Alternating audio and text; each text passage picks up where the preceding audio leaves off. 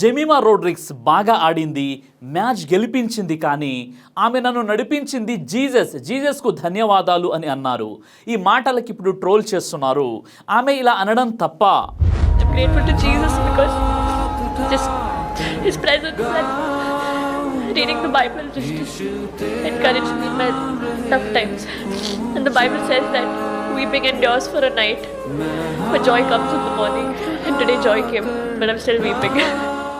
అక్కడ ఆమె జీసస్ అనకుండా సింపుల్గా థ్యాంక్స్ గాడ్ అని ఉంటే ఇంత ట్రోలింగ్ జరిగి ఉండేది కాదేమో.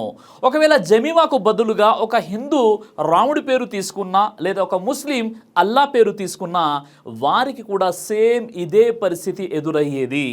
ఇది ఒక ఆటను ఆటగాళ్లను అభిమానించేవారు అన్ని మతాల వారు ఉంటారు. దైవం గురించి న్యూట్రలైజేస్ చేసి మాట్లాడడంలో తప్పు లేదు, కానీ ప్రత్యేకంగా ఒక పేరు ఉచ్చరించడం ఖచ్చితంగా తప్పే అని కొంతమంది వాదిస్తున్నారు. అసలేం జరిగింది ఇప్పుడు మనం పూర్తిగా తెలుసుకునే ప్రయత్నం చేద్దాం.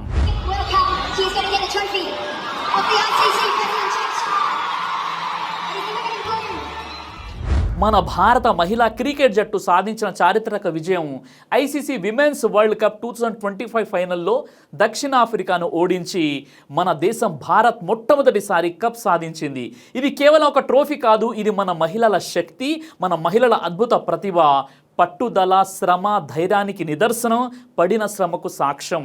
ఇది మన భారతదేశ 146 కోట్ల ప్రజల విజయం. మన టీంకు, మన కోచ్లకు, సపోర్ట్ స్టాఫ్కు నేను హృదయపూర్వకంగా అభినందిస్తున్నాను. భారత జట్టు దక్షిణాఫ్రికాను 52 పరుగుల తేడాతో ఓడించింది. ఈ విజయం తర్వాత టీమిండియా ఎన్నో ఏళ్లుగా ఎదురు చూస్తున్న ప్రపంచ కప్ ట్రోఫీని అందుకుంది. ఫైనల్ మ్యాచ్లో భారత్ వర్సెస్ సౌత్ ఆఫ్రికా, ఈ థ్రిల్లింగ్ మ్యాచ్లో మన గర్ల్స్ రాకింగ్ పర్ఫార్మెన్స్ చేశారు.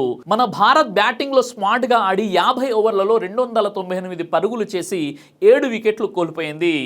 షెఫాలి వర్మ అద్భుతంగా 87 రన్స్ కొట్టి టీమ్ని స్ట్రాంగ్ పొజిషన్లో పెట్టింది.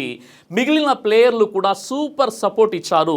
బౌలింగ్లో దీప్తి శర్మ అసాధారణంగా 5 వికెట్లు తీసి సౌత్ ఆఫ్రికాని 246 పరుగులు చేసి ఆల్అౌట్ చేశారు. ఆ విధంగా భారత్ 52 రన్స్ డిఫరెన్స్తో విక్టరీ సాధించి మొదటి మహిళల వరల్డ్ కప్ ట్రోఫీ సాధించుకుంది. ఇది హిస్టారికల్ మూమెంట్ కాబట్టి భారత మహిళల ఈ అద్భుతమైన విక్టరీకి నా హృదయపూర్వక అభినందనలు. ఈ వరల్డ్ కప్లో మీరు చూపిన ధైర్యం, టాలెంట్ మరియు టీమ్ స్పిరిట్ అందరికీ ఇన్స్పిరేషన్. ఇది విజయం మాత్రమే, కప్ కాదు. మన మహిళల క్రికెట్కు కొత్త అవకాశాన్ని తెరిచింది. మీరు విన్నర్స్, మీరు ఛాంపియన్స్. జై హింద్. అయితే ఇప్పుడు ఈ టోర్నీలో అత్యంత ఎమోషనల్ మూమెంట్ గురించి మాట్లాడాలి. స్టార్ బ్యాటర్ జెమిమా రోడ్రిగ్స్, ఈమె సెమీఫైనల్ మ్యాచ్లో ఆస్ట్రేలియా వైపు 339 రన్స్ టార్గెట్ని చేస్ చేస్తూ జెమిమా అన్బీటెన్ 127 రన్స్ అంటే 134 బాల్స్లో 14 ఫోర్లు కొట్టి భారత్ని ఫైనల్కు తీసుకెళ్లింది. ఇది విమెన్స్ వరల్డ్ కప్ హిస్టరీలో హైయెస్ట్ చేజ్. ఈ విక్టరీ వెనుక జెమిమా పోరాటం గుర్తించాలి. ఐసీసీ ఉమెన్స్ వరల్డ్ కప్ మొదలైన దగ్గర నుంచి ఆస్ట్రేలియా ఒక్క మ్యాచ్ ఓడిపోలేదు. దానికి తోడు 7 సార్లు ప్రపంచ కప్ గెలిచిన డిఫెండింగ్ ఛాంపియన్. అలాంటి జట్టును సెమీఫైనల్స్లో హర్మనీ ప్రీత్ కౌర్ టీం లక్ష్యాన్ని ఛేదించి మరి ఫైనల్స్లోకి గర్వంగా అడుగుపెట్టింది. ఇందులో అందరికంటే ముఖ్య పాత్ర వహించింది జెమిమా రోడ్రిగ్స్. అద్భుత ఇన్నింగ్స్లో జెమిమా సంచలనం సృష్టించింది. 134 బాల్స్లో 127 స్కోర్ చేసింది. అందులో 14 ఫ్లోర్లు కొట్టి మ్యాచ్ రూపాన్ని మార్చేసింది. టీం ఇండియాను విజయం వైపు నడిపించింది. అయితే మ్యాచ్ అనంతరం జెమిమా భావోద్వేగానికి గురైంది.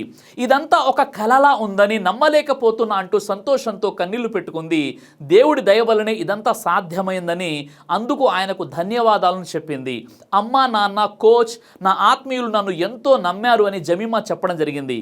కానీ ఈ విక్టరీ సమయంలోనే జెమిమా మాట ట్రోలర్స్ టార్గెట్ చేశారు.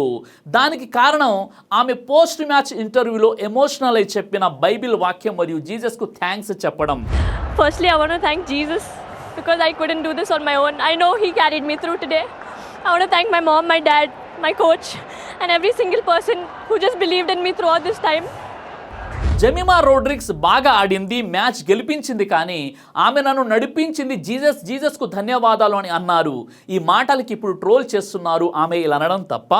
దీన్ని వివరంగా చూద్దాం. ఆమె మెంటల్ హెల్త్ స్ట్రగుల్స్ గురించి ఓపెన్ చేస్తూ చివరి దశలో నేను బైబిల్ నుండి ఒక వాక్యాన్ని పదే పదే చెప్పుకున్నాను.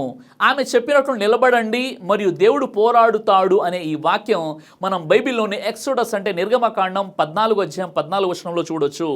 యెహోవా మీ పక్షమున యుద్ధము చేయును, మీరు ఊరకై ఉండవలెను. అంటే భయపడకండి, కదలకుండా నిలబడండి, మిమ్మల్ని రక్షించడానికి దేవుడే పోరాడతాడు.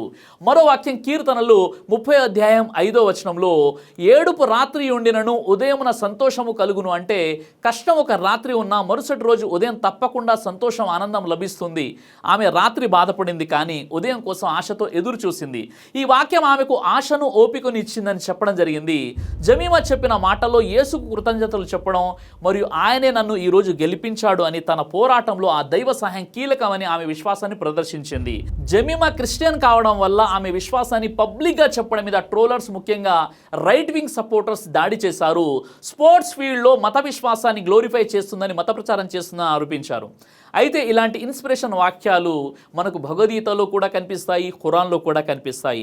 ఖురాన్లో నిశ్చయంగా కష్టంతో పాటు సుఖం కూడా ఉంటుంది అని సూర్య అష్-షురా నంబర్ 94:6 ఈ వాక్యాన్ని మీరు చూడవచ్చు. అలాగే భగవద్గీతలోని అధ్యాయం 2 శ్లోకం 14 శ్రీకృష్ణ వారు ఇలా అంటారు, కౌంతేయ అంటే అర్జున, చల్లదనం, వేడి, సుఖం, దుఃఖం ఇవన్నీ తాత్కాలికం, అవి వచ్చిపోతుంటాయి, వాటిని సహనంతో భరించు. అంటే ఇక్కడ భగవద్గీత అయినా, బైబిల్ అయినా, ఖురాన్ అయినా చెప్పే విషయం ఏంటంటే మనిషికి కష్టాల తర్వాత సుఖాలు కూడా ఉంటాయి కాబట్టి నువ్వు చింతించకు. అలాగే నీ ప్రయత్నం నువ్వు చెయ్యి, నేను నీకు సహాయం చేస్తాను, నీకు తోడుగా ఉంటాను అనేటటువంటి వాక్యాలు మీకు ఖురాన్, భగవద్గీత, బైబిల్లో కూడా కనిపిస్తాయి. ఈ విషయాలను ఆమె క్రిస్టియన్ కాబట్టి అక్కడ బైబిల్ ప్రస్తావించింది. అయితే అక్కడ కామన్గా దేవుడు నాకు సహాయం చేశాడు, దేవుడు నా పక్షాన ఉన్నాడు అంటే ఇంత పెద్ద ట్రోలింగ్ జరిగేదే కాదు. కానీ ఆమె జీసస్ అంటే ఈ ప్రపంచంలో ఉన్నటువంటి క్రైస్తవులు ఎవరైతే జీసస్ని దేవుడిగా భావిస్తారో ఆ జీసస్ పేరు చెప్పి జీసస్ వల్లే నాకు ఈ విజయం, లేదా జీసస్ నా పక్షాన ఉన్నాడు, థ్యాంక్స్ జీసస్ అని చెప్పడం వల్ల ఇలాంటి గందరగోళ ట్రోలింగ్స్ అనేవి మొదలయ్యాయి. అయితే ఇక్కడ మనం ఒక విషయాన్ని గుర్తించాలి. ఆ స్థానంలో ఒక హిందూ ఉండి రాముడి పేరు చెప్పినా, అలాగే ఆ స్థానంలో ఒక ముస్లిం ఉండి అల్లా పేరు చెప్పినా వారు కూడా ఇదే విధంగా ట్రోల్ అయిపోయేవారు. కాబట్టి మనం సాధారణంగా దేవుడు సృష్టికర్త, గాడ్ అని చెప్తే ఇలాంటి ట్రోలింగ్ అయ్యేటటువంటి అవకాశం కూడా ఉండదు. అయితే చివరిగా ఒక విషయం చెప్తున్నాను, ఆమెను విమర్శన చేసే హక్కు ఎవరికి లేదు, ఎవరి నమ్మకం వారిదే. ఆమె సాధించి పెట్టిన విజయం దేశానికి గర్వకారణం. మూర్ఖంగా మనం ప్రవర్తించొద్దు. స్త్రీకి గౌరవం ఇవ్వడం మన బాధ్యత. 100 పరుగులు కాక ఇంకా 26 పరుగులు దాటినందుకు ఇండియా టీం గెలిచింది. ఆమె అంతగా ఆడకపోతే రిజల్ట్స్ వేరేగా ఉండేది, సమిష్టి కృషి కూడా వ్యర్థమయ్యేది, ఆమె మార్కెట్ వాల్యూ కూడా పెరిగింది. ఈ విషయంతో ఇక్కడ గమనించాల్సిన విషయం ఏంటంటే ఇంతవరకు ఆడిన క్రికెట్ మ్యాచ్లో హిందువులు లేరా? వాళ్ళు సెంచరీలు కొట్టినప్పుడు కూడా క్రిస్టియన్స్ ఎంకరేజ్ చేయలేదా? గర్వంగా చెప్పుకోలేదా? ఇప్పుడు ఎందుకు ట్రోల్స్ చేయాలి? ఇక్కడ ఒక విషయం ఏంటంటే మీరు వేరు, మేము వేరు, మీ దేవుడు వేరు, మా దేవుడు వేరు అనేటటువంటి ఆలోచన ఈరోజు మన భారతీయులు కనిపిస్తుంది. కానీ మన సనాతన ధార్మిక గ్రంథాలైనా, ఇక్కడ ఉన్నటువంటి వేదాలు, ఉపనిషత్తులు, ఖురాన్, గీత, బైబిల్ ఇవన్నీ గ్రంథాల్లో కూడా మానవులంతా ఒకే జంట సంతానం, మానవులందరి దేవుడు కూడా ఒక్కడే అనేటటువంటి గొప్ప సందేశాన్ని మన ధార్మిక గ్రంథాలు ఇస్తున్నాయి. ఈ విషయాన్ని అర్థం చేసుకుంటే ఇలాంటి గొడవలు అస్సలు ఉండవు. అయితే ఇక్కడ మనం మన గ్రంథాలని అర్థం చేసుకోవట్లేదు, రాజకీయ నాయకుల మాటలను మాత్రం అర్థం చేసుకుంటున్నాం. ఇక్కడ ఒక విషయం ఏమిటంటే దేశ అభివృద్ధి కంటే, ప్రజాపాలన కంటే మతోన్మాదం వేగంగా అభివృద్ధి చెందుతున్న రోజులు ఇవి. కాబట్టి ఏ స్థాయిలో ఉన్నవారైనా ఏదైనా మాట్లాడేటప్పుడు జాగ్రత్తగా మాట్లాడాల్సినటువంటి అవసరం కూడా ఎంతైనా ఉంది. ఓ దేవుడా, నా ఈ దేశాన్ని మతోన్మాదం నుండి, మారణ హోమం నుండి, మానవత్వం మరిచిన మృగాల నుండి, నరరూప రాక్షసుల నుండి నా ఈ దేశాన్ని కాపాడు. జై హింద్. దైవ ప్రవక్త ముహమ్మద్ సల్లల్లాహు అలైహి వసల్లం వారు తెలియజేశారు, కడుపుకు సంబంధించినటువంటి అన్ని రకాల వ్యాధులకు అద్భుతమైనటువంటి ఔషధం తల్బీనా. ఇది దైవ ప్రవక్త వారి సున్నత్, మంచి ఆహారం, ఇమ్యూనిటీ బూస్టర్, ఇందులో షిఫా ఉంది. ఇది మంచి ఔషధంగా కూడా పనిచేస్తుంది. కాబట్టి పిల్లలు అయినా, పెద్దలు అయినా ఎవరైనా దీనిని ఉపయోగించవచ్చు. అలాగే ఖురాన్లో దైవం తెలియజేశాడు, తేనెలో మీకు స్వస్థత ఉంది అని. కాబట్టి స్వచ్ఛమైనటువంటి ఫారెస్ట్ హనీ కోసం మీరు సంప్రదించండి. అలాగే పురుషుల కోసం ప్రత్యేకంగా తయారు చేయబడినటువంటి షాహీ హల్వా, ఇది లైంగిక సమస్యలను దూరం చేసి శృంగార సామర్థ్యాన్ని పెంచుతుంది, మీ దాంపత్య జీవితంలో మంచి అనుభూతినిస్తుంది. ఇందులో ఎలాంటి సైడ్ ఎఫెక్ట్స్ లేవు. ఇది కంప్లీట్గా హెర్బల్ ప్రొడక్ట్స్తో తయారు చేయబడినటువంటిది. కాబట్టి స్క్రీన్పై కనిపిస్తున్నటువంటి ఈ నెంబర్స్కి కాల్ చేసి మీరు ఇప్పుడే ఈ ప్రొడక్ట్స్ని ఆర్డర్ చేసుకోవచ్చు. కొరియర్ ఫెసిలిటీ కూడా ఉంది. ఆలస్యం ఎందుకు, వెంటనే ఆర్డర్ చేయండి.